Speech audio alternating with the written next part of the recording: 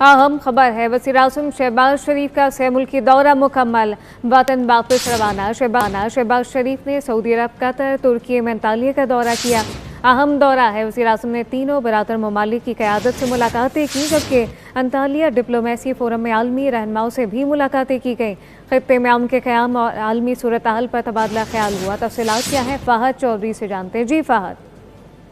जी बिल्कुल, वज़ीर-ए-आज़म शहबाज शरीफ अपना सह मुल्की दौरा सऊदी अरब, कतर और तुर्किया मुकम्मल करके अंतालिया तुर्की से पाकिस्तान वापस रवाना हो गए हैं। वज़ीर-ए-आज़म के इस दौरे में सऊदी अरब, कतर और तुर्किया पर मुश्तमिल था ये दौरा, जहां वज़ीर-ए-आज़म ने तीनों बरादर ममालिक की क़यादत से मुलाकातों के साथ साथ अंतालिया डिप्लोमेसी फोरम में शरीक दीगर आलमी रहनुमाओं से भी मुलाकातें की।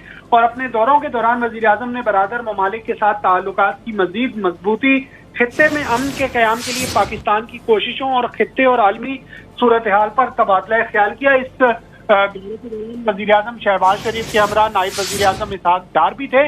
और जो अमन मिशन लेकर वज़ीर-ए-आज़म चल रहे हैं, उस सिलसिले में सऊदी और कतरी क़यादत से तफसीली वज़ीर-ए-आज़म की बातचीत हुई। जो पाकिस्तान की अब तक की सिफारती कोशिशें हैं मुस्तकिल जंग बंदी के लिए, उससे वज़ीर-ए-आज़म ने आगाह किया। जबकि अंतालिया डिप्लोमेसी फोरम में दीगर आलमी रहनुमाओं से भी वज़ीर-ए-आज़म की मुलाकातें हुई, उनमें भी इस मामले पर, अहम मामले पर तफसीली तबादला ख्याल किया गया। और पूरी दुनिया ने पाकिस्तान, खुसूसन वज़ीर-ए-आज़म और फील्ड मार्शल आसिम मुनीर की जो काविशें हैं, उनको खिराज तहसीन पेश किया।